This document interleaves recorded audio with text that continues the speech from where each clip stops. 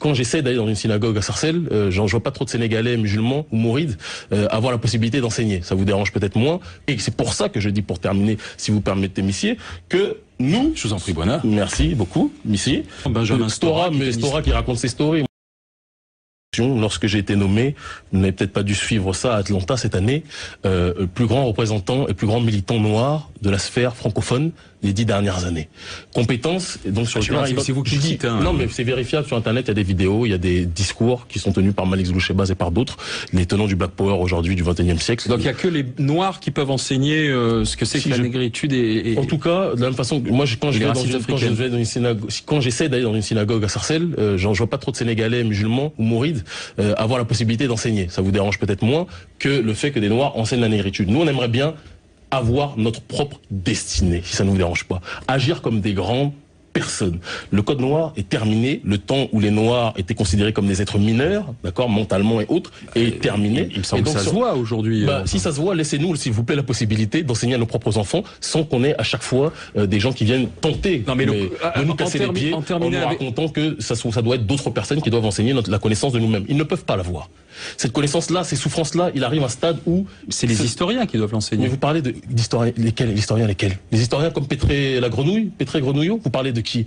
Historiens comme, ou romanciers comme Éric Zemmour, notre ami le gnome...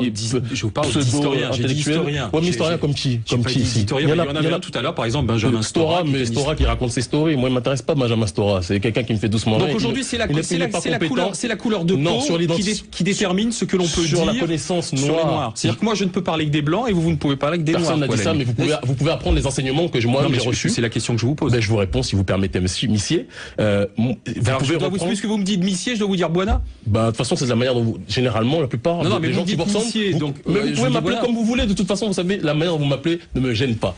Donc juste pour terminer ce que je dis, moi, j'ai reçu un enseignement. Je suis pas là pour inventer quoi que ce soit. Un enseignement d'un docteur qui s'appelle le docteur Khalid Abdul Mohamed, qui est un panafricain reconnu de tous dans la sphère panafricaine, que ce soit en Afrique, que ce soit en Amérique, aux États-Unis. C'était un Afro-Américain à la base. Il a été reconnu même jusqu'en Asie et ailleurs.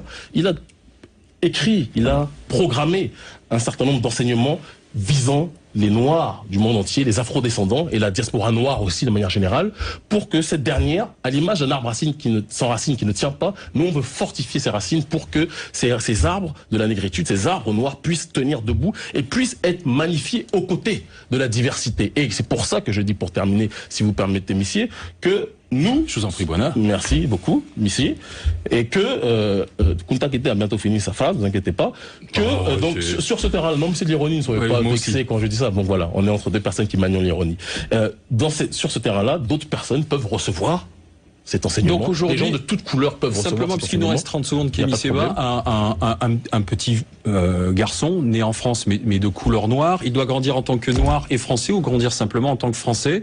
En tant qu'afro... Ça fait 400 ans que les Noirs essaient de grandir en tant que Français. Ils étaient Français dans les papiers, mais ils avaient les chaînes aux mains, aux pieds. Donc Français, visiblement, n'est pas un qualificatif suffisant pour décrire une identité. Sinon, ça fait 400 ans que ce que vous appelez Antillais serait français, ce qui visiblement n'a pas été le cas, sinon il n'y aurait pas eu d'abolition. Merci d'être venu avec nous aujourd'hui dans BFM Story.